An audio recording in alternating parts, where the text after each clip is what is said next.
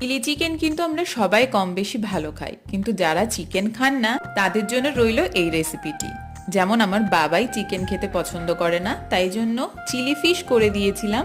তখন সবসময় আমরা চিলি চিকেন খাই, কিন্তু চিলি ফিশ করে দেওয়া হয় না। চিলি ফিশটা কিন্তু একেবারেই চিলি চিকেনের মতনই খেতে লাগে, আর রান্নার প্রসিডিওরটাও কিন্তু সেমই থাকে।